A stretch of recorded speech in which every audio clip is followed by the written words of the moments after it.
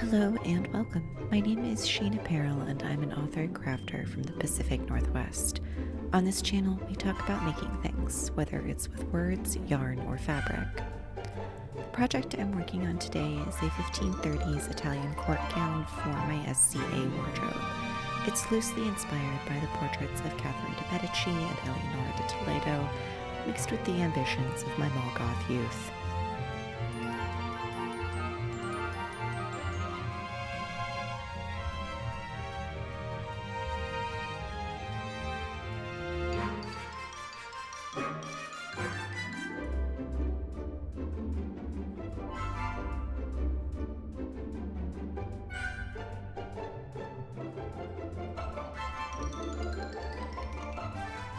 It all started with this gold fabric embroidered with black fleur-de-lis. I have had a cut of this fabric in my stash for years, but never knew what to do with it because I only had about a yard.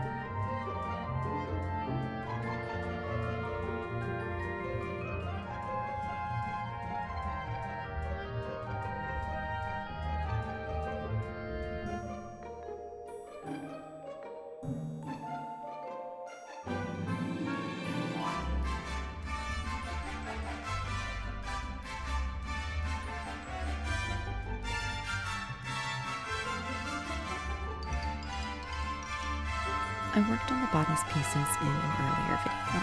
I didn't use a proper pattern, just adapted the shapes from my blue SCA dress.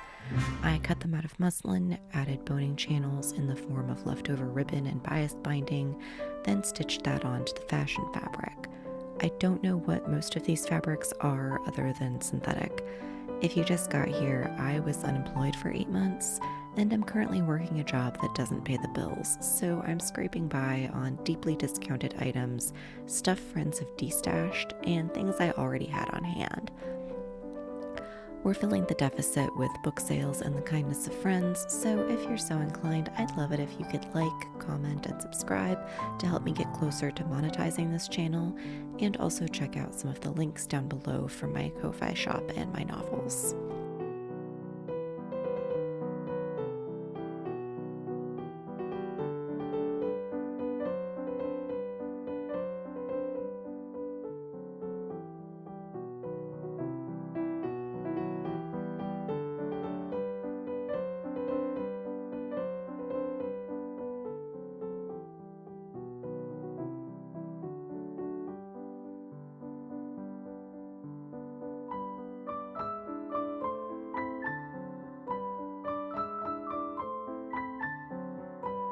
This gown is light on construction, but heavy on embellishment, so let's start with that center V shape. My specialty is actually mid to late Victorian, so I'm not sure what this is called in 16th century parlance. I would call it a stomacher, but it's not stiffened and it's not removable. But it goes in the same place. I wanted to recreate the cut of Eleonora de Toledo's burial dress and the scarlet dress on display in Pisa, which is the same pattern, just not nearly as destroyed.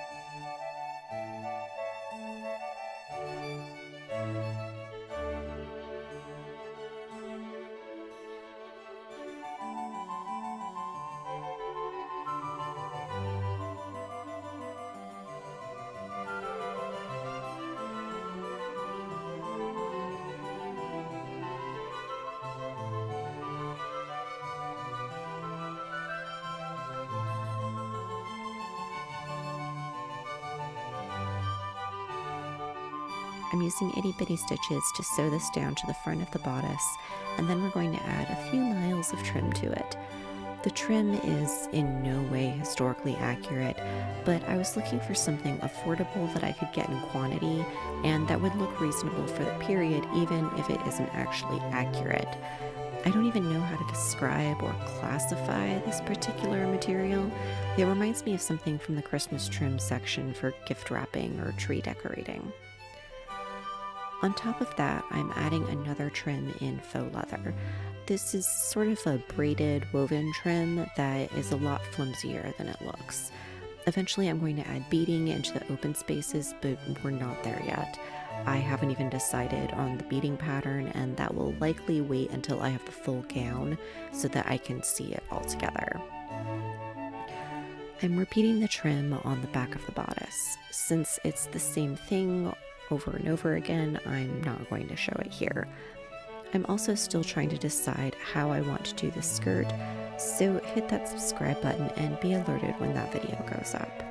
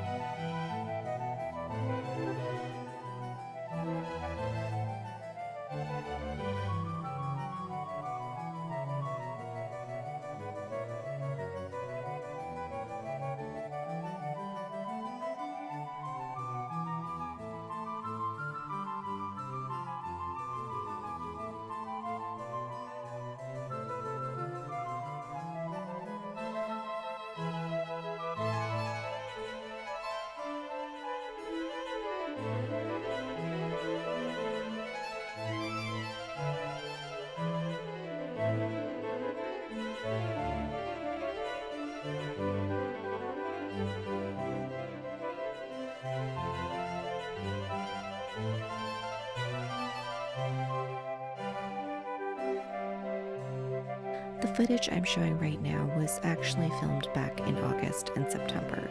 I ended up abandoning this project for several weeks, several months really, in part because I don't know when I'll get a chance to wear it.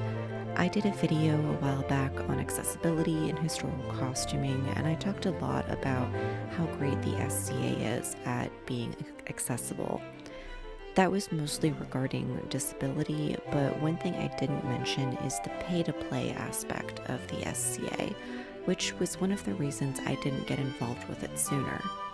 As of this filming, I've had to let my annual membership lapse because I simply can't afford the $30, not to mention the admission for the big events.